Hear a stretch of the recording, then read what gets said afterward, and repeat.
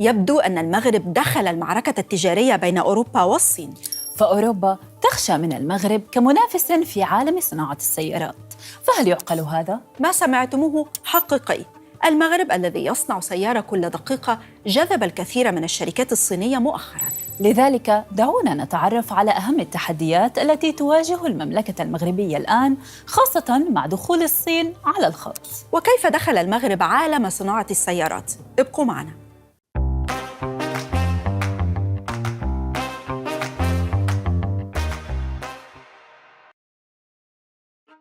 على بعد حوالي نصف ساعة من مدينة طنجة هناك مدينة صناعية عملاقة قيد الإنشاء، واسمها مدينة محمد السادس طنجاتك. ليست مجرد مشروع عادي، بل مشروع صيني لصناعة السيارات والطائرات وغيرها في المغرب، البلد الذي قد يصبح جزءاً من الصراع الاقتصادي العالمي. فالتوترات مع المغرب في مجال صناعة السيارات يبدو أنها قد بدأت، وهذا ما رأيناه في قرار الاتحاد الأوروبي. تماماً، فقد قرر الاتحاد الأوروبي مؤخراً فرض رسوم جمركية إضافية على عجلات الألومنيوم المستوردة من الرباط. والهدف من هذا القرار، وهنا ركزوا معي، هو حماية الإنتاج الأوروبي من المنافسة المغربية غير العادلة بحسب تعبيرهم. ولكن لماذا هي غير عادلة؟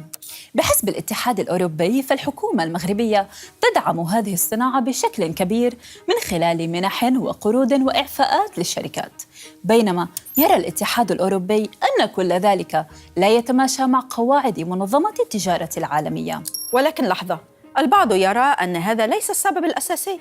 تماماً، فالسبب الأساسي والأهم لفرض هذه الرسوم الجمركية الأوروبية هي تمويل الصين لأحد المنتجين المغاربة ضمن مبادرة الحزام والطريق الصينية، وهي مشروع يربط الصين بالعالم. ويبدو أن هذا ما أزعج أوروبا، فالاستثمار الصيني يزدهر في المغرب، وخاصة في قطاع السيارات الكهربائية. مثلاً شركة غوشن هايتك ستبني في المملكة أول مصنع عملاق لبطاريات السيارات الكهربائية بتكلفة 1.3 مليار دولار، وشركات صينية كثيرة أخرى وقعت على إنشاء مشاريع لها بقيمة تتجاوز 9 مليارات دولار. وبالطبع يستفيد المغرب من هذا التعاون اقتصادياً، ولكن السؤال، لماذا اختارت الصين المغرب لإقامة تلك المشاريع؟ سأشرح لكم. حالياً هناك حرب تجارية بين الصين وأوروبا، فأوروبا كانت قد فرضت العام الماضي رسوماً جمركية على واردات السيارات الكهربائية المصنوعة في الصين تصل ل 45%. وهنا يأتي دور صناعة السيارات في المغرب، فهذه الصناعة تمكن الصين من التحايل على هذه الرسوم الجمركية المفروضة على بكين من خلال تصدير سيارات صنعت بالمغرب وعبر مضيق جبل طارق وفق خبراء اقتصاديين. وبذلك تستفيد كل من الصين التي تدفع رسوما جمركية أقل، والمغرب الذي يعزز اقتصاده ويطور قطاع صناعة السيارات لديه.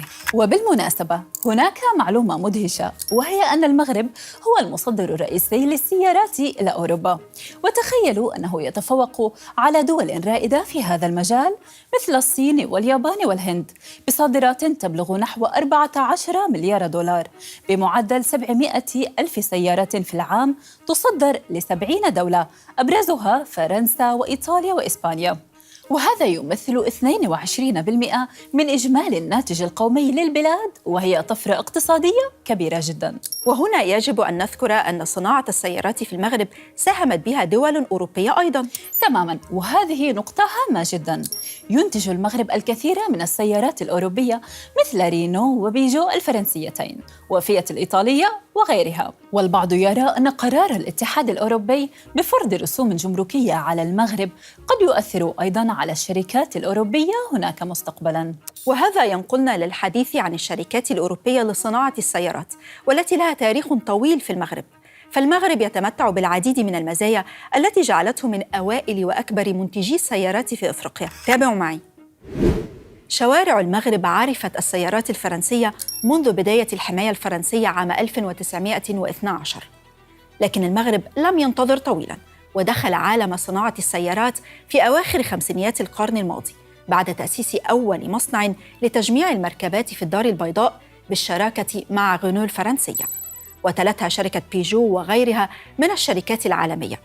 وكان الهدف الأساسي لدخول عالم السيارات هو توفير فرص للعمل وتعزيز النمو الاقتصادي بالبلاد بعد استقلال المغرب. وفي السبعينيات سن المغرب قانوناً جديداً يلزم الشركات المصنعة بتجميع 40% من السيارات في المغرب.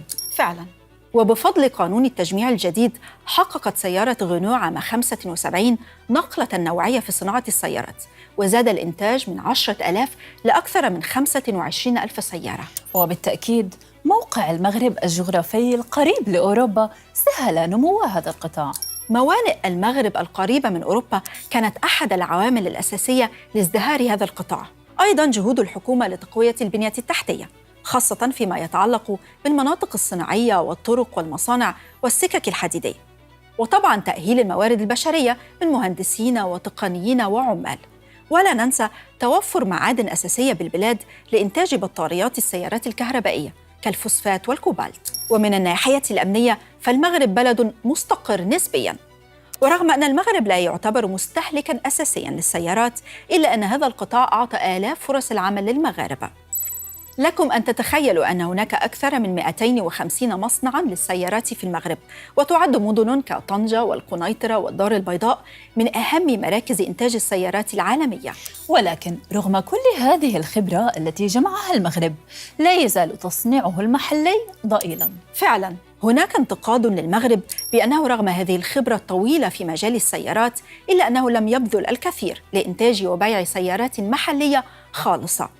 ولكن في عام 2023 ولدت أول سيارة محلية تحمل علامة صنع في المغرب، وهي السيارة نيو لشركة ناشئة مغربية، وبعدها سيارة نام إكس التي تعمل بطاقة هيدروجينية، خاصة وأن المغرب لديه مشروع طموح لإنتاج الهيدروجين الأخضر. وربما هذه خطوة أولى في طريق التصنيع المحلي ودخول ساحة التنافس العالمية بسيارات مغربية. لا ننسى أيضاً أن صناعة السيارات في المملكة مرت بأزمات مختلفة متأثرة بالأوضاع العالمية، لأن صناعة السيارات في المغرب تعتمد بشكل أساسي على التصدير للأسواق العالمية وخاصة أوروبا. لذلك أي تقلبات في السوق العالمي تؤثر مباشرة على القطاع. مثلاً جائحة كورونا أدت إلى توقف كبير للإنتاج والصادرات. تأثرت أيضاً صناعة السيارات بارتفاع أسعار المواد الخام كالمعادن الأساسية، ما أثر على تكلفة الإنتاج وبالتالي على الأسعار النهائية للسيارات. والآن ومع التحول نحو السيارات الكهربائية والهجينة، الأمر يتطلب استثمارات ضخمة في البنية التحتية والبحث والتطوير، وهو ما يمثل تحدياً جديداً للمصانع المحلية المغربية. فهل سيستطيع المغرب استغلال المنافسة بين الصين وأوروبا لصالحه؟ ولكن كيف؟ اكتبوا لنا آراءكم في التعليقات، ولا تنسوا الاشتراك في القناة. سلامات. سلامات.